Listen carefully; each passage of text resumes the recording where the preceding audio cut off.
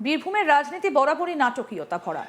ক্ষমতার সমীকরণ এবং ব্যক্তিকেন্দ্রিক প্রভাবের জন্য বারবার আলোচনায় উঠে এসেছে, আলোচনায় থেকেছে। রাজ্যের রাজনৈতিক মানচিত্রে এই জেলা শুধু ভোটের অঙ্কে নয়, রাজনৈতিক বার্তার ক্ষেত্রে অত্যন্ত গুরুত্বপূর্ণ। আর সেই বীরভূমেই এবার নতুন করে জল্পনার কেন্দ্রে উঠে এসেছেন তৃণমূল কংগ্রেসের জয়ী প্রার্থী চন্দ্রনাথ সিনহা।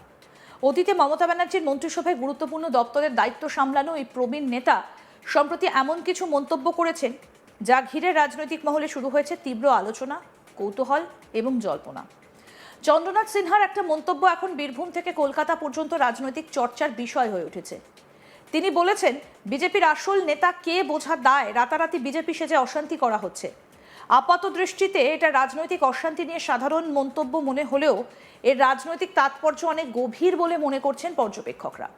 কারণ এই বক্তব্য এমন এক সময় এসেছে যখন রাজ্য জুড়ে ভোট পরবর্তী হিংসা, দলীয় সংঘর্ষ এবং রাজনৈতিক প্রতিহিংসার অভিযোগ ঘিরে উত্তপ্ত পরিস্থিতি তৈরি হয়েছে।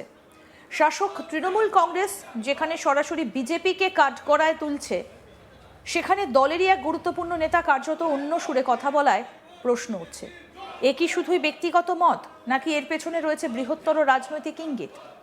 কি বলছেন তৃণমূলের জয়ী প্রার্থী চন্দ্রনাথ সিনহা, শুনবো। এখন বিজেপি নেতারা বলছে যে মুসলিমদের আমরা দলে নেবো না, তৃণমূলের জিনিস লোকগুলোকে আমরা দলে নেবো না। এখন তারা কি করে বিজেপি আইএসএফ থেকে বিজেপি হয়ে গেল আমরাও জানি না। এটাই তো বলছি, লিডারটা কে, পরিচালনা কারা করছে আমরা জানি না। এই তো কালকে 22 নম্বর ওয়ার্ডে কারিকাপুরে রাত্রিবেলায় একজনের বাড়ি ভাঙা হলো। সে বেচারি সকালে ছুটে এসেছিলো। আমি কোর্টে এই উকিলের কাছে পাঠালাম এফআইআর লেখার জন্য, যে থানায় একটা তুই এফআইআর কর। এবং এখন শুনছি সেখানে এক বিজেপি নেতা ছিল, হঠাৎ করে সে দীর্ঘদিন আমরা জানতাম নকশাল করতো, হঠাৎ দেখছি সে বিজেপি হয়ে গেল। কী করে বিজেপি হলো জানি না। সে গিয়ে বলছে আমাকে লিখিত দাও, আমাকে লিখিত দিয়ে অন্য বিজেপি নেতার এগেনস্টে তুমি কমপ্লেন করছো, তারা লিখিত দাও। তার মানে এখনই তো ওদের গোলমাল শুরু হয়ে গেল। তার মানে সামনে পৌরসভা ভোট, কে ওয়ার্ডের কর্তৃত্ব করবে সে লড়াই তাদের শুরু হয়ে গেছে। তাহলে একদল ভাঙছে, একদল বলছে ওদের কাছে কমপ্লেন করো, আমি এটা ওপরে জানাবো, ওপরে জানিয়ে আমি এখানকার নেতা হয়ে যাব। তো এই তো 22 পাশেই ওয়ার্ড, আমার কালকেপুর 22 নম্বর ওয়ার্ড, সেই ওয়ার্ডে এই চিত্র জানতে পারলাম। তাহলে এইবার এর দাবি স্পষ্ট যে আমার 30-40 হাজার টাকা তুমি ক্ষতি করেছো, ক্ষতিপূরণ দাও। তারা সবাই যোগাযোগ করছে এখন তার সঙ্গে। এবার যেই শুনেছে এফআইআর হবে, 3টে লবি তাকে ধরেছে যে তুমি আমার এগেনস্টে দাও, ওর এগেনস্টে কমপ্লেন দাও। ও বলছে ওর এগেনস্টে কমপ্লেন দাও। আমরা ওপরটা কে আমরা জানি না। তাই আমি বলি যে তাদের ডামাডোল শুরু হবে খুব শীঘ্রই। এইটা যদি নমুনা এখন চেয়ারে মুখ্যমন্ত্রী বসো না, তাহলে ভবিষ্যতে কি দলটা কি কোথায় যাবে সেটা আমরা বুঝতে পারছি। তাই আমি আমার কর্মীদের কাছে বার্তা রাখছি যে আমরা ছিলাম, আছি এবং ভবিষ্যতেও থাকবে। বিক্ষুব্ধ তৃণমূল আর ঘর ছাড়ারাই এসে এই ধরনের অত্যাচার করছে, বিজেপি এমনটা অভিযোগ করছে।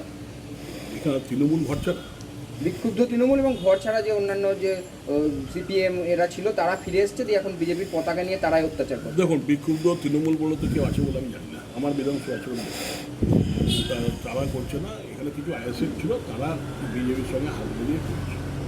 এখন বিজেপি নেতারা বলছে যে মুসলিমদের আমরা দলে নেবো না, তৃণমূলের জিনিস লোকগুলোকে আমরা দলে নেবো না। এখন তারা কি করে বিজেপি আইএসএফ থেকে বিজেপি হয়ে গেল আমরাও জানি না। এটাই তো বলছি, লিডারটা কে, পরিচালনা কারা করছে আমরা জানি না। চন্দ্রনাথ সিনহার রাজনৈতিক পরিচয় এবং অবস্থান এই বিতর্ককে আরও তাৎপর্যপূর্ণ করে তুলেছে। তিনি শুধুমাত্র একজন সাধারণ তৃণমূল নেতা নন, দীর্ঘদিন ধরে বীরভূমের সংগঠনে তার গুরুত্বপূর্ণ ভূমিকা রয়েছে। পাশাপাশি তিনি অনুব্রত মণ্ডলের ঘনিষ্ঠ বলেও পরিচিত। বীরভূমে অনুব্রত মণ্ডলের রাজনৈতিক প্রভাব নিয়ে নতুন করে কিছু বলার নেই। জেলা রাজনীতিতে তার অবস্থান দীর্ঘদিন ধরে অত্যন্ত শক্তিশালী। ফলে তার ঘনিষ্ঠ বলে পরিচিত কোনো নেতার বক্তব্য রাজনৈতিকভাবে স্বাভাবিকভাবেই গুরুত্ব পায়। রাজনৈতিক পর্যবেক্ষকদের মতে চন্দ্রনাথ সিনহার মন্তব্যের সবথেকে গুরুত্বপূর্ণ দিক হলো তার বক্তব্যের সঙ্গে বিজেপির কিছু নেতার সাম্প্রতিক অভিযোগের সুর বেয়ে মিল পাওয়া যাচ্ছে। বিজেপির জয়ী প্রার্থী জগন্নাথ চ্যাটার্জি এবং কৃষ্ণকান্ত সাহাও সম্প্রতি দাবি করেছিলেন কিছু অসামাজিক ব্যক্তি বিজেপির নাম ব্যবহার করে এলাকায় অশান্তি সৃষ্টি করছে। তাদের বক্তব্য ছিল প্রকৃত বিজেপি কর্মীদের বদনাম করতেই পরিকল্পিতভাবে এই ধরনের কাজ করা হচ্ছে। এবার চন্দ্রনাথ সিনহার মন্তব্যেও কার্যত একই ধরনের ইঙ্গিত উঠে আসায় রাজনৈতিক মহলে জোরদার হয়েছে নতুন জল্পনা। কি বলেছিলেন বিজেপির জয়ী প্রার্থী জগন্নাথ চ্যাটার্জি, এবার সেটা শুনবো।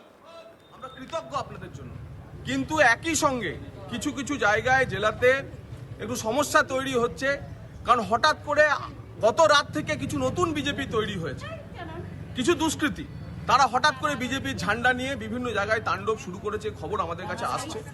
একজনও ভারতীয় জনতা পার্টির কার্যকর্তারা এ ধরনের কাজ করছে না, কিন্তু যে দুষ্কৃতীরা এই কাজ করছে তাদের কিন্তু আমরা ছেড়ে দেবো না। ইতিমধ্যেই আমার পুলিশ প্রশাসনের সঙ্গে, জেলা শাসকের সঙ্গে, পুলিশ সুপারের সঙ্গে কথা হয়েছে। আমরা পরিষ্কারভাবে বলে দিয়েছি যে যেখানে যেখানে এই ধরনের ঘটনা ঘটছে কড়া পদক্ষেপ নিন, এমন জেল দিন যেন আগামী 5 বছর, এই আনন্দ কোষে আগামী 5 বছর যেন জেল থেকে বেরোতে না পারে। এবং ব্যক্তিগতভাবে আমি আজকে বিভিন্ন জায়গায়, ব্যক্তিগতভাবে আমি এখন থেকে আমি বেরোচ্ছি, বিভিন্ন জায়গাতে আমরা যাচ্ছি। আমাদের কোনো কার্যকর্তা যেন দায়িত্ব জ্ঞানহীন আচরণ না করে। যারা হঠাৎ করে নতুন বিজেপি হয়েছে, সেই নতুন বিজেপিদের জন্য ব্যবস্থা যা নেওয়ার প্রশাসন নেবে, সেই ভূতেদের বিরুদ্ধে প্রশাসন যা নেওয়ার ব্যবস্থা নেবে। আমরা বলেছিলাম 21-এর হিংসার পর আপনাদের ব্যথার আছে যে হিংসা মুক্ত রাজনীতি, ভয় মুক্ত পরিবেশ পশ্চিমবঙ্গে তৈরি করব। প্রধানমন্ত্রীজি বলেছেন মহা জঙ্গল রাজ আমরা শেষ করব। আজ মহা জঙ্গল রাজ আপনাদের আশীর্বাদে শেষ হয়েছে, তাই কোনোভাবে শান্তি বিঘ্নিত করা যাবে না, কোনোভাবে শান্তি বিঘ্নিত করা যাবে না। যদি শান্তি বিঘ্নিত হয় তাহলে ভারতীয় জনতা পার্টির যে নতুন সরকার আসছে, সেই সরকার কল্পনাতীত ব্যবস্থা নেবে, এটা যেন আপনারা মাথায় রাখবেন। সেজন্য প্রত্যেকের কাছে আবার হাত জোর করে আমি অনুরোধ করছি, প্রত্যেকের কাছে আমি হাত জোর করে অনুরোধ করছি যে কোনোভাবে এলাকায় শান্তি শৃঙ্খলা বজায় রাখতে হবে, আইনের শাসন প্রতিষ্ঠা করতে হবে। তার জন্য সময় দিন, সুযোগ দিন। যারা আমাদের উপর অপরাধ করেছে তারা কেউ ছাড় পাবে না। আমি প্রচারে বলেছিলাম যে অপরাধ এবং অপরাধীর গুণ বিচার করে প্রয়োজন মতো অ্যান্টিবায়োটিক আমরা দেব, কিন্তু সেই সুযোগ তো সরকারকে দেবেন, নিজেরা আইন হাতে তুলে নেবেন না। এই অনুরোধ আপনাদের করছি। আজকের মধ্যে, এই মুহূর্ত থেকে কোনো জায়গায় আর সে তৃণমূলের যেই হোক, অন্য কেউ হোক, আপনাদের উপর অত্যাচার করলে পরেও তাদেরকে ক্ষমা করে দিন, তাদের উপর তাদের গায়ে যেন আঁচড় না পড়ে। ভারতীয় জনতা পার্টিকে বুঝিয়ে দিতে হবে, ভারতীয় জনতা পার্টির প্রতিটি কার্যকর্তা থেকে, তা আমরা চোরামূল না, আমরা তোলামূল না। প্রশ্ন উঠছে, কেন তৃণমূলের এক প্রবীণ নেতা এমন মন্তব্য করলেন যা বিরোধী শিবিরের বক্তব্যের সঙ্গে মিলে যায়? এই প্রশ্ন থেকেই শুরু হয়েছে দল বদলের সম্ভাবনা নিয়ে আলোচনা। বীরভূমের রাজনৈতিক মহলের একাংশ মনে করছে চন্দ্রনাথ সিনহা হয়তো ভবিষ্যতের রাজনৈতিক অবস্থান সম্পর্কে ইঙ্গিত দিতে শুরু করেছে। যদিও তিনি নিজে এখনো পর্যন্ত কোনো দল বদলের ইঙ্গিত দেননি, তবুও বাংলার রাজনৈতিক বাস্তবতায় এই ধরনের মন্তব্য অনেক সময় ভবিষ্যতের রাজনৈতিক পরিবর্তনের পূর্বাভাস হিসেবেও দেখা হয়। বাংলার রাজনীতিতে দলবদল নতুন কিছু নয়। গত 1 দশকে একাধিক নেতা বিভিন্ন দল পরিবর্তন করেছেন। বিশেষ করে তৃণমূল, কংগ্রেস আর বিজেপির মধ্যে রাজনৈতিক টানাপোড়েনের সময় বহু নেতাকে শিবির বদল করতে দেখা গিয়েছে। কেউ তৃণমূল ছেড়ে বিজেপিতে গিয়েছেন, আবার কেউ বিজেপি ছেড়ে তৃণমূলে ফিরেছেন। ফলে কোনো নেতার বক্তব্যে রাজনৈতিক সুর বদল দেখা গেলে তাকে ঘিরে দ্রুত জল্পনা তৈরি হওয়াটা অস্বাভাবিক নয়। কিন্তু শুধুমাত্র দল বদলের সম্ভাবনা নিয়েই চন্দ্রনাথ সিনহার মন্তব্যকে ব্যাখ্যা করলে বিষয়টা অসম্পূর্ণ থেকে যাবে। এর পেছনে আরও বড় রাজনৈতিক বার্তাও থাকতে পারে। সমস্ত আপডেট পেতে দেখতে থাকুন আজ তাক বাংলা। সাবস্ক্রাইব করুন, নোটিফিকেশন পেতে বেল বাটন অপশন প্রেস করুন।